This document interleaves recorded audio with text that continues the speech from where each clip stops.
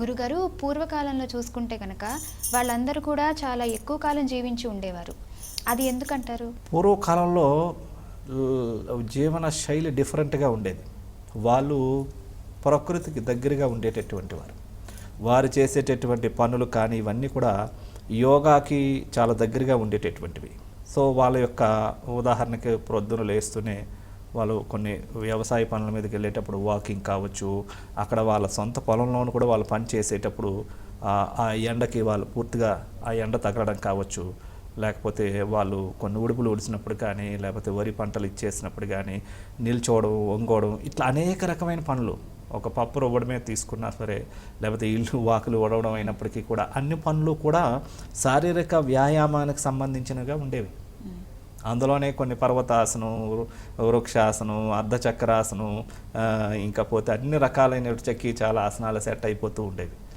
అంతేకాకుండా స్వచ్ఛమైన గాలి, మనసు నిండా చక్కగా ప్రశాంతత, శరీరం నిండా చక్కగా అలసట, వ్యాయామాలతో కూడుకున్న విధంగా ఉండేది. కాబట్టి నేచర్ ఎనర్జీని వాళ్ళు రిసీవ్ చేసుకున్న విధంగా ఉండేది. ఇప్పుడు ఈరోజు మనం చూసినట్లయితే చాలామందికి విటమిన్ డెఫిషియన్సీ అనేది ఏర్పడుతుంది, డి విటమిన్ డెఫిషియన్సీ. ఎందుకంటే ఆ సూర్యకాంతే తాగట్లేదు. పొద్దున్న ఎప్పుడో వాళ్ళు 7-8 గంటలకో 10 గంటలకో లేస్తారు.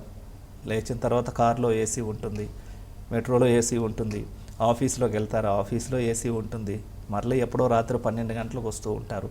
ఇటువంటి సందర్భంలో సూర్యకాంతి తగలకపోవడంతో విటమిన్ డి లోపించి బోన్స్ అన్నీ వీక్ అయిపోతున్నాయి. మోకాల నొప్పులు, వెన్ను నొప్పులు, డిస్క్ ప్రొలాప్సు, మెడ కండరాలు, మెడ నరాల బోన్స్ అన్నీ అరిగిపోవడం.